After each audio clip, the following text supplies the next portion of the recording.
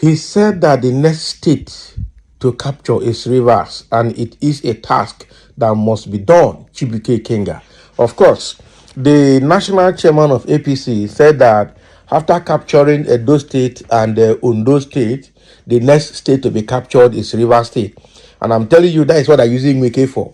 That is why no matter how everybody will shout, except the River State people vehemently refused, fight for fight.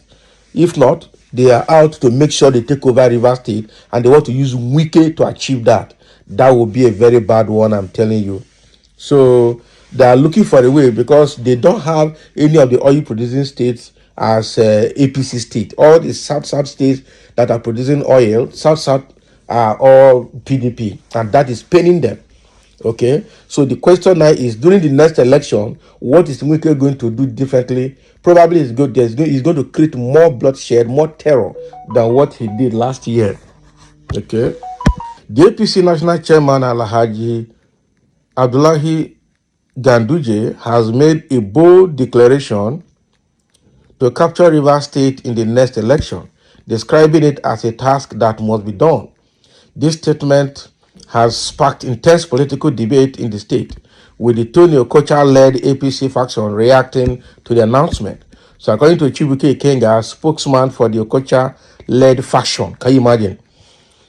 Ganduje's statement has elicited a strong response from the Rivers State government, which has moved to sack Tony Okocha through the state High Court. Ikenga views this as a threat to the governor's position and the state government. Ganduje's confidence in capturing Rivers State stems from the APC's recent successes in the South region, including winning Edo State from the PDP. The APC chairman emphasized the party's progress in the region, identifying Rivers State as the next target. Can you imagine? So the APC's determination to capture Rivers State has significant implications for the state's political landscape. As the 2027 election approach, the battle for control of the state is likely to intensify, with the APC and PDP engaging in a fierce contest for power.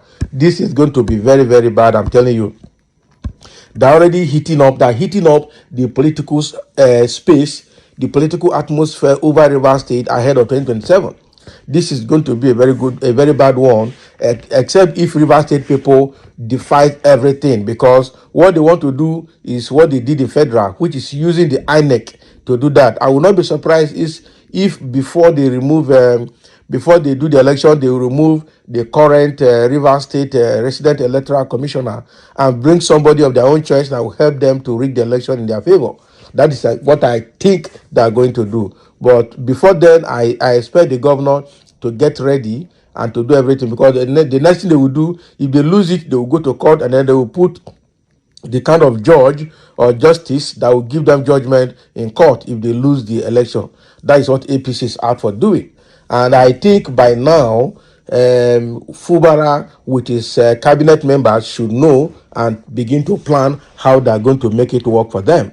The good news is that they have been able to position all the local government chairmen as their people. I just hope that some of them will not sell out. That is another big thing. So for what is his name, Ganduje to come and be boasting how they are going to take over Rivers State by 2027 is very, very disgusting. It's not supposed to come from him. He's heating up the politics. He's heating up the political atmosphere and landscape of Rivers State. And you know the way things will go. It will spiral into violence. And before you know it, they're looking for a way to either take over the state by force or by crook or by enemies, whether it is going to be by whatever they want to use, I don't know. They've tried to create state of emergency in that state, but it didn't work because Fubara used wisdom to manage their intentions, and so they never succeeded. I think the wisdom that God gave Fubara is working in River State, because all the strategies they have put in place to create violence in that state and then declare state of emergency did not work. They have done everything left, right, and center. It did not work. Wike has used judiciary, it's still not working. So the next thing now is that thinking for a way they are going to use the electoral process to take over that state in 2027. I know that why they put Wike there is to make sure that Tinubu does not lose Rivers State and does not lose FCT in 2027.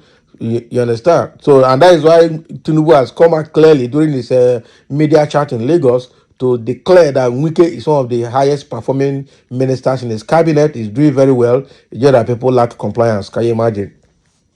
So, like what we have been telling people, that Wike will be the last person that Tinubu will remove in his cabinet. To him, he's performing and he's doing very well. And one of the things he's hired for is not just to grab land in Abuja, but also to make sure that in 2027 they block all holes. They make sure they don't lose election in FCT and in Rivers State. That is the mission. And until then, Wike remains a powerful person in that cabinet. I'm telling you. The only thing is, after winning Rivers State and FCT in 2027, I don't know what they will do with Wike next. That is just the only concern.